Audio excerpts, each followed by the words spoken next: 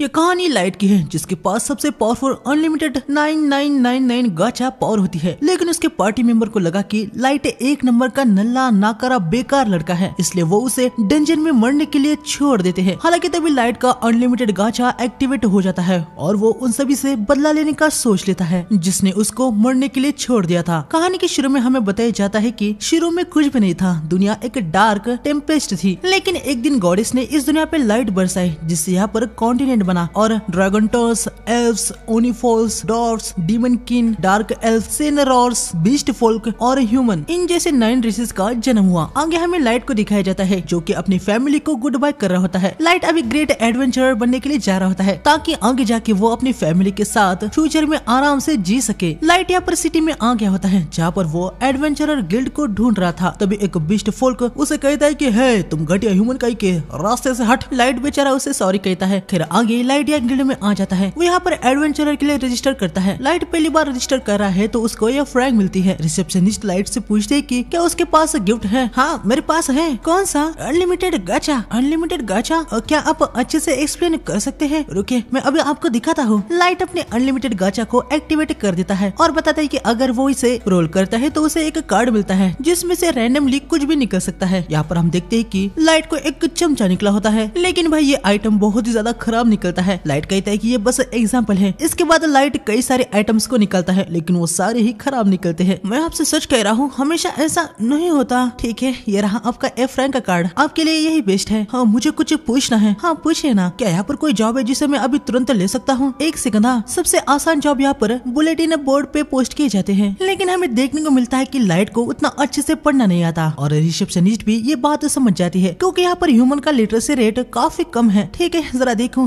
Firewood gathering, soil होलिंग और turf cutting. क्या आप इनमें से किसी में इंटरेस्टेड हो? यकीनन इनमें से पेमेंट उतना कुछ खास नहीं मिलने वाला। हाँ मुझे कोई भी प्रॉब्लम नहीं है। आगे हम देखते कि लाइट यहाँ पर तरह तरह के काम करता है। दिन भर काम करने के बाद उसे कुछ पैसे मिलते हैं। हालांकि लाइट सोच रहा था कि उसे गाचा से कुछ खाने के लिए मिल जाए जिससे खाना खरीदने के पैसे उसके बच जाएंगे। तब यहाँ पर हम कुछ बीस्ट फोल्क को देखते हैं जो कि लाइट को घूरे जा रहे होते हैं। यकीनन इनका इरादा कुछ बुरा ही होता है। लाइट यहाँ चलते चलते गलती से इस बीस्ट फोल्क से टकरा जाता है और वो वहीं नीचे गिर जाता है। अब चूजे कहाँ पर देख रहा है? हाँ देख के चला कर। मुझे माफ कर देना।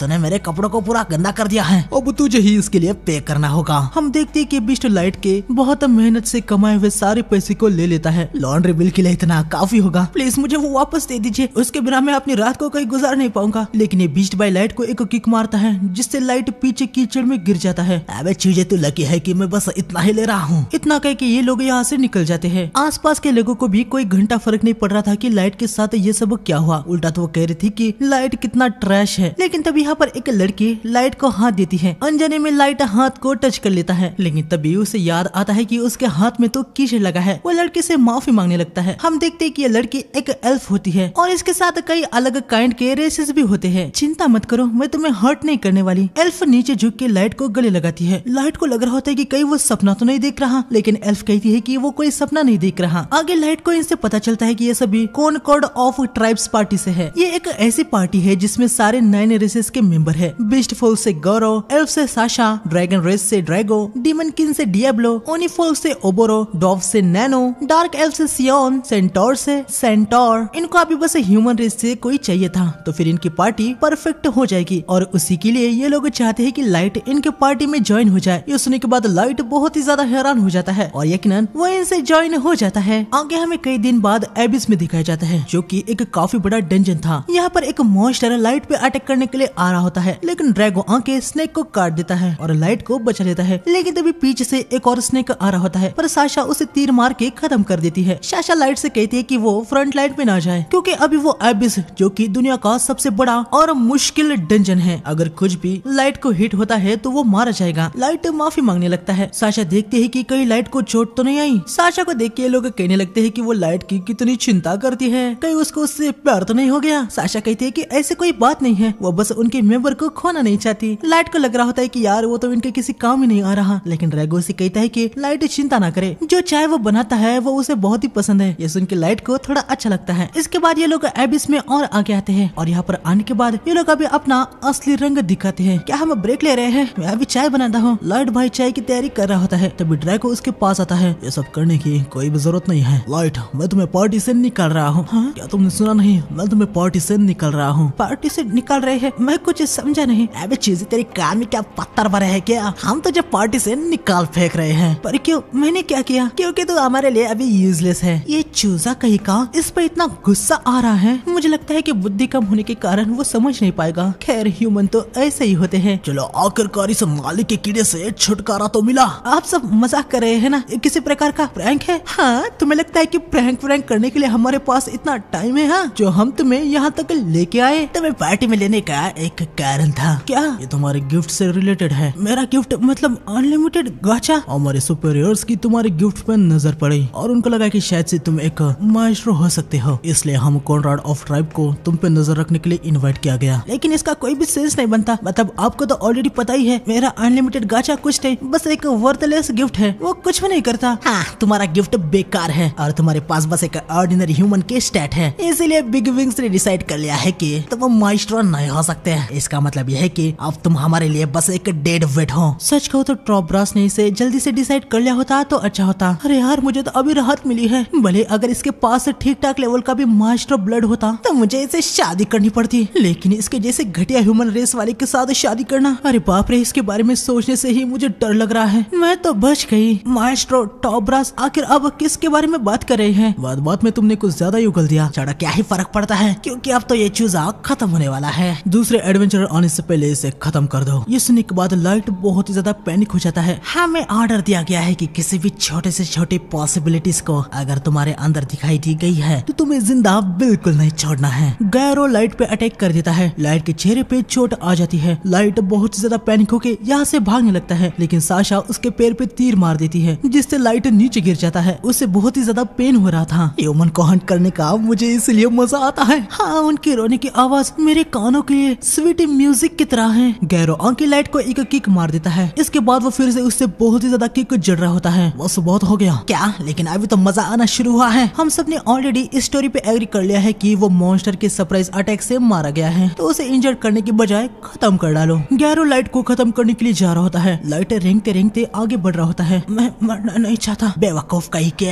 रुक जा। लाइट मन में कह रहा होता है कि आखिर उसके साथ ये क्यों हो रहा है, उसे क्यों मरना पड़ेगा? उसने तो कुछ भी गलत नहीं किया है। मैं जीना चाहता हूँ। तभी हम देखते हैं कि लाइट जाने अनजाने में अपने नीचे एक ट्रांसपोर्टेशन ट्रैप पोर्टल को बना देता है। गैरो भी इसे नोटिस कर लेता है। वो तुरंत ही लाइट पे अटैक करने के लिए आ जाता है, लेकिन लाइट यहाँ से ट्रांसपोर्ट हो जाता है। इसके बाद हमें लाइट को इस डंजन में किसी और जगह पे दिखाया जाता है। मैं बच गया। मैंने ट्रांसपोर्टेशन पोर्टल को बना दिया, जिसने मुझे शायद से एबिस में ही कहीं टेलीपोर्ट कर दिया है, लेकिन क्या फायदा? जैसे ही कोई मॉन्स्टर आएगा तो मैं मारा जाऊंगा। लाइट को अपने मॉम, डैड, भाई बहन की याद आ रही होती है। उसे कुछ पता नहीं था कि उसके साथ ये क्यों हो रहा है। उसने तो किसी का कुछ भी नहीं बिगाड़ा, किसी के साथ कुछ भी गलत नहीं किया। उन्होंने शुरू में मेरे साथ कितना अच्छा बर्ताव किया। मैंने उनको अप्रिशिएट किया, उनकी रिस्पेक्ट की, उन पे भरोसा किया। मैं कितना खुश था, लेकिन वो सब कुछ झूठ निकले। उन्होंने मुझे बेवकूफ बना के इस टेंशन में लाया और मुझे मारने की कोशिश की। और ये मास्टर क्या है? उनको किसी ने ऑर्डर दिया था, इसलिए वो मुझे मारने की कोशिश की। मैं उन सबको मार दूंगा। उन सबको अपना हिसाब चुकाना होगा। मैं कसम खाता हूँ, मैं उनमें से हर किसी को खत्म कर दूंगा। लेकिन तभी हम देखते हैं कि लाइट के पीछे यहाँ पर एक बहुत ही खतरनाक मॉन्स्टर आ जाता है। लाइट देखता है कि इसका लेवल तो 1000 है। ये देख के लाइट बहुत ही ज्यादा पैनिक हो जाता है, क्योंकि इन जैसे मॉन्स्टर के बारे में उसने बस फेरी टेल्स में ही सुना था। लाइट समझ जाता है कि अभी वो एबिस के सबसे डीपेस्ट पार्ट में टेलीपोर्ट हो गया है। लाइट सोचने लगता है कि आखिर वो इस मॉन्स्टर का सामना कैसे करे। उसके पास उसका बस अनलिमिटेड गाचा गिफ्ट ही होता है। लाइट अनलिमिटेड गाचा को एक्टिवेट कर देता है। हम देखते हैं कि ये मॉन्स्टर भी इसे देखने के बाद हैरान हो जाता है। वो तुरंत लाइट पे अटैक करने के लिए आ रहा होता है। अनलिमिटेड गाचा का कार्ड आ जाता है और हम देखते हैं कि इस बार इसमें से एक लड़की आती है। वो आते ही इस मॉन्स्टर को पूरे तरीके से खत्म कर देती है। लाइट भी ये सब कुछ देख के बहुत ही ज्यादा हैरान हो जाता है। ये लड़की लाइट के पास आती है और उसे हील भी कर देती है। माफ कर देना मास्टर, लेकिन आपके इंजर्ड फेस को मैं नहीं देख सकती, इसलिए मैंने खुद ही एडमिनिस्टर लेके आपको हील कर दिया। हाँ, मैं तो बिल्कुल भी हर्ट नहीं हूँ। अरे यार, सारा दर्द खत्म हो गया। आगे लाइट के इस लड़की को पूछने से उसे पता चलता है कि ये एक सुपर अल्ट्रा रेयर कार्ड से आई है, द एवर सीकिंग मेड, और ये लाइट के लिए सबसे लॉयल है। इसका लेवल 9999 है। ये सब जानने के बाद लाइट भाई बहुत ही ज्यादा हैरान हो जाता है। उसे यकीन ही नहीं हो रहा था, आखिर ये कैसे पॉसिबल है? मतलब मेरा अनलिमिटेड गाचा बेसिकली वर्थलेस है। ऐसा हो ही नहीं सकता कि तुम्हारे जैसी कोई इनक्रेडिबल उससे आए। मिस मास्टर, मैं एक मेड हूँ, पर आप मुझे मेई कह के बुला सकते हैं। शुरू में लाइट को मेई का डायरेक्ट नाम लेने के के लिए थोड़ा सा अजीब लग रहा था, पर लाइट देखता है कि इससे शायद मेई कोई अच्छा नहीं लग रहा, इसलिए वो मेई का नाम ले ही लेता है, जिससे वो बहुत ही ज्यादा खुश हो जाती है और अपने मास्टर को थैंक्स कहती है। मास्टर, क्या मैं आपसे एक और रिक्वेस्ट कर सकती हूँ? हाँ बताओ। आपके अनलिमिटेड गाचा की डिटेल्स को देखने के लिए क्या आप मुझे अप्राइजल स्किल यूज करने की परमिशन देंगे? Appraisal skill? क्या सच में तुम्हारे पास ये वाला गिफ्ट है? एग्जैक्टली कहा जाए तो ये मेरे इननेट स्किल में से एक है। क्या इननेट स्किल? मास्टर, लाइट अपने गिफ्ट को वर्थलेस कहना ये सही नहीं है, प्लीज मुझे देखने दीजिए। लाइट परमिशन दे देता है। मैं अपने अप्राइजल स्किल को एक्टिवेट कर देती है और इसे देखने को मिलता है कि उसके मास्टर लाइट के पास तो इनक्रेडिबल स्टैट्स है। वो लाइट को बताती है कि उसकी एबिलिटीज एक हेवी लेयर के पीछे छुपी हुई है। लो लेवल के लोग इसको बिल्कुल भी नहीं देख सकते, सिर्फ मेई के लेवल का हाई लेवल के बिंग से उनके डिटेल्स को देख सकते हैं। मास्टर लाइट, आपका अनलिमिटेड गाचा वर्थलेस के आसपास भी नहीं है। हाँ, तुम्हारे कहने का क्या मतलब है? मैं बताती है कि लाइट का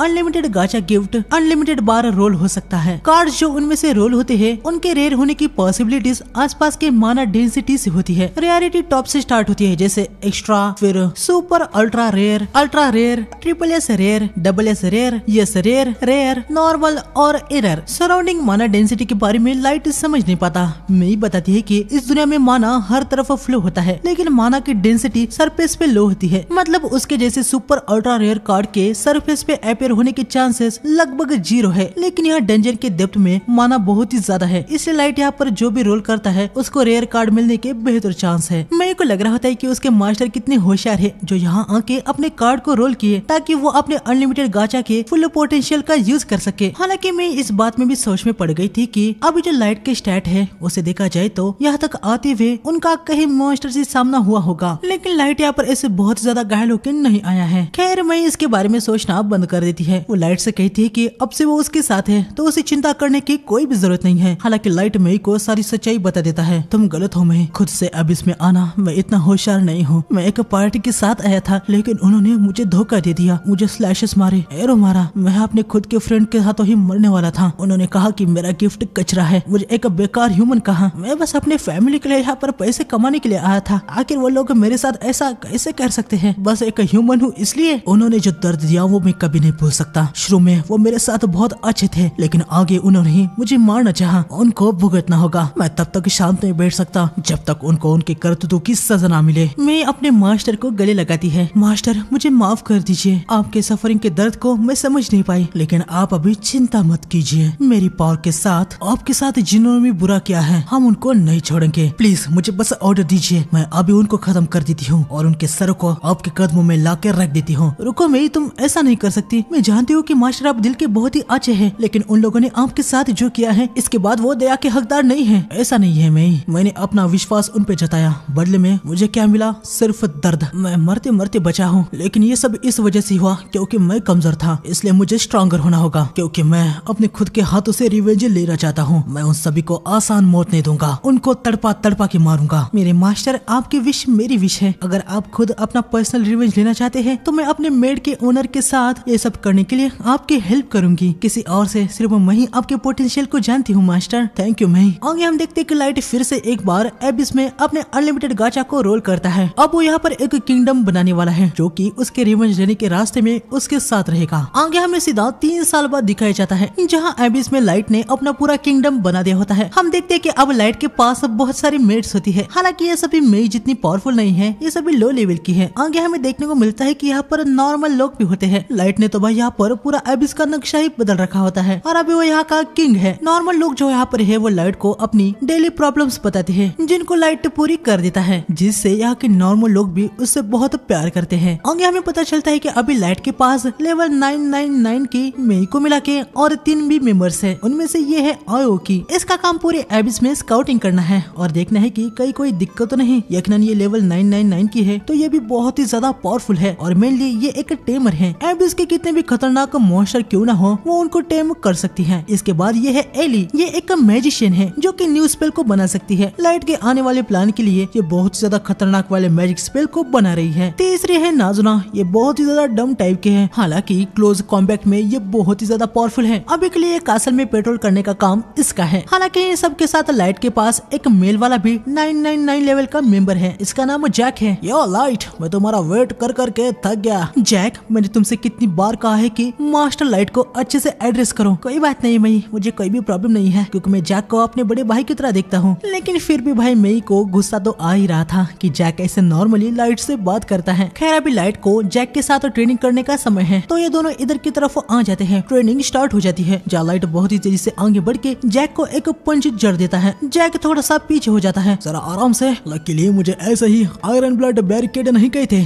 क्योंकि तुम्हारा यह पंच किसी और का लगता तो उसका खेल खत्म था। आगे दोनों एक दूसरे को पंच मार देते हैं। इनकी ट्रेनिंग यहाँ धमाकेदार चल रही होती है। इसके बाद हमें नाजुना को दिखाया जाता है जो कि अपना पेट्रोलिंग कर रही थी। आगे बढ़ते हुए नाजुका के सामने 4 नॉर्मल लेवल वाली मेड्स आ जाती है। ये चारों नाजुका को मस्त से मस्का लगा रही होती है कि क्वीन आप कितना अच्छा काम करती है, आप हमारी प्रोटेक्शन के लिए कितना कुछ करती है। और ये सब कुछ सुनने के बाद नाजुना को भाई बहुत ही खुशी मिल रही थी। तभी एक मेड पूछती है कि नाजुना आगे कहाँ पर पेट्रोल करने वाली है। नाजुना बताती है कि उसने अभी डिसाइड नहीं किया है। मेड बताती है कि क्या वो एक इम्पोर्टेंट पार्ट को चेक करने के लिए जा सकती है। वो पार्ट बहुत ही ज्यादा इम्पोर्टेंट है और सीक्रेट है जहाँ पर उनके जैसे नॉर्मल मेड नहीं जा सकती। नाजुना पूछते है कि आखिर वो किस पार्ट की बात कर रहे हैं। इसके बाद हमें नाजुना को उसी सीक्रेट स्पॉट के बाहर दिखाया जाता है और ये कुछ और नहीं बल्कि लाइट का बेडरूम होता है जहाँ अंदर ऑलरेडी मई होती है। मई तुम यहाँ पर? नाजुना कुछ प्रॉब्लम है क्या? तुम यहाँ पर मास्टर लाइट के रूम के बाहर क्यों आए हो? क्योंकि मैं पेट्रोल पे हूँ, ये एरिया सिक्योर है, जाके कहीं और। लेकिन मैं तुम यहाँ पर मास्टर लाइट के रूम के अंदर क्या कर रहे हो? हाँ मास्टर तो जैक के साथ ट्रेनिंग पे गए हैं राइट? मैं बस यहाँ क्लीनिंग कर रही थी। एक मेड होने के नाते मुझे कुछ तो करना ही होगा ना, फिर भले ही मास्टर आसपास हो या ना हो, इसलिए मैं उनके रूम को क्लीन कर रही थी। तो जाओ तुम कहीं और जाके पेट्रोलिंग करो। लेकिन हम देखते कि नाजुना अंदर घुस जाती है और वो देखते कि लाइट का बेड तो पूरा उलट पुलट गया है, जैसे कि कोई इसमें गोल गोल घूम रहा हो और पिलो को सूंघ रहा हो। नाजुना को कुछ समझ नहीं आ रहा होता है कि आखिर ये बेड इस हालत में क्यों है। लेकिन आप लोग समझ रहे हो ना?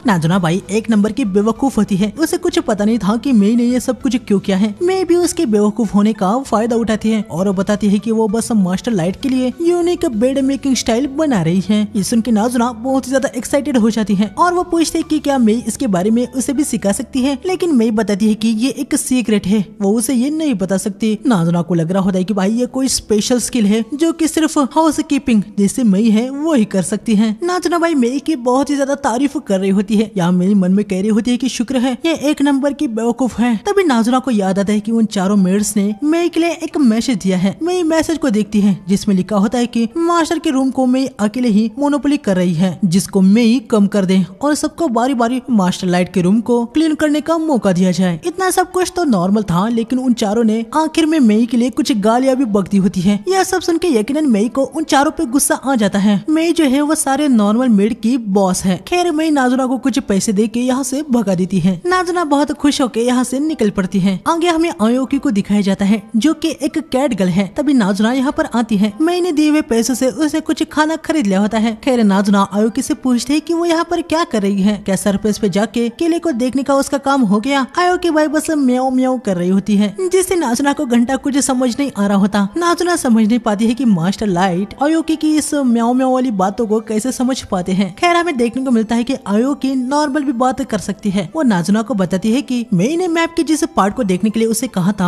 आयोकी ने उसे फिनिश कर दिया है, उसे कोई भी थ्रेड नहीं मिला है, बस उसकी रिपोर्ट देने के लिए वो यहाँ पर आई है। इसके बाद हमें थोड़ी देर बाद दिखाया जाता है जहाँ नाजुना यहाँ थ्रोन रूम में चेक करने के लिए आई होती है। उसे थोड़ा सा बुरा लग रहा होता है क्योंकि सुबह से वो अपना काम कर रही है, पर वो सुबह से आज मास्टर लाइट को देख नहीं पाई है। नाजुना थ्रोन के पास जाके चिपक जाती है और कहने लगती है कि मास्टर जब इन पे बैठते हैं तो वो कितने कूल लगते हैं। लेकिन तभी थ्रोन पे लगा हुआ एक स्टैचू का पार्ट नाजुका से टूट जाता है। नाजुका बहुत ही पैनिक हो जाती है, वो पार्ट को उठा लेती है। आगे हम देखते हैं कि नाजुना यहाँ से भाग निकलती है। उसने इस पार्ट को बस ऐसे ही लगा दिया होता है। यहाँ इनकी ट्रेनिंग खत्म हो जाती है और ये दोनों मस्त से नहाने के लिए बैठ जाते हैं। जैक बताता है कि लाइट अभी बहुत ही स्ट्रॉन्ग बन चुका है, अब इसमें बस कुछ ही मॉन्स्टर है जो अभी आपका सामना कर सकते हैं। मतलब सरफेस पे आपका सामना करने वालों के चांसेस और भी कम है, लेकिन जीरो नहीं। मैं समझ पा रहा हूँ सरफेस की दुनिया अनजानों से भरी हुई है। मुझे पता है अपने रिवेंज लेने के लिए मैं अपने गार्ड को बिल्कुल भी डाउन नहीं करूंगा। इसके बाद इन चारों को मई के ऑफिस में दिखाया जाता है, जहाँ इन चारों को पता ही है कि इनको यहाँ पर किस लिए बुलाया गया है। ये चारों मई से माफी मांग रही होती है। खैर मई इसे कहती है कि इन्होंने जो भी डिमांड की थी वो उसे रिजेक्ट कर रही है। थ्रोन रूम की तरफ जो हॉल जाता है उसको क्लीन करने का काम ये दे देती है। और बस इतना ही नहीं, इन चारों को खुद से अपने हाथों से हॉल को क्लीन करना है। ये सुनने के बाद इन चारों की वाट लग जाती है। वो कह रही होती है कि वो ये नहीं कर पाएगी, ये काम उनके लिए कुछ ज्यादा ही हैं, लेकिन मई कहती है कि वो ये कर लेंगी। अगर उनको फटाफट लेवल 500 तक पहुंचना है तो उनको इसे से ही शुरू करना चाहिए, इनके पास कोई भी चारा नहीं होता। वो हाँ कहती है। इसके बाद हमें नाजुना को दिखाया जाता है जिसे एक शॉप के अंदर का गॉन्गलेट बहुत ज्यादा पसंद आ रहा होता है, लेकिन उसके पास कुछ पैसे नहीं थे तो उसे खरीद नहीं सकती। तभी यहाँ पर एली आ जाती है। यह वही है जो मैजिक को बनाती है। खैर इनके बीच में ऐसे ही कुछ नॉर्मल बातें होती है। इन लोगों को मई पे बहुत ज्यादा गुस्सा आ रहा था कि उसने उनको इतना काम दे दिया है। आगे इनको यह भी याद आता है कि मई वो है जो इनकी मास्टर की पहली समन थी। उसके बाद दूसरी समन आयो की 3 मंथ बाद हुई। इसका मतलब ये है कि मई 3 मंथ तक अकेली मास्टर के साथ थी।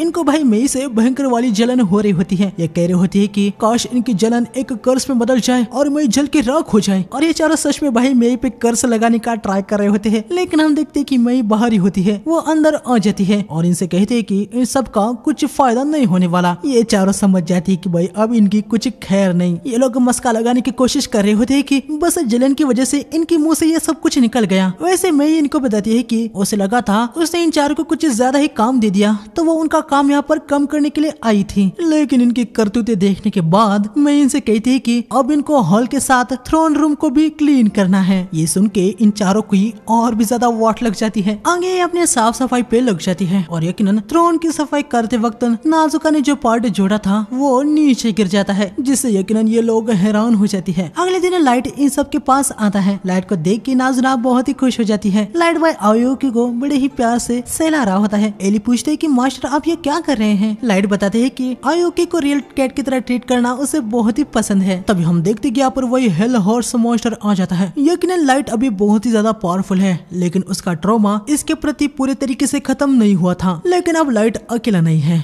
एक बेकार मॉन्स्टर की मेरे मास्टर के सामने घोड़ने की हिम्मत कैसे हुई। मुझे लगता है कि इस ब्रीड को अब जीने का कोई राइट नहीं है।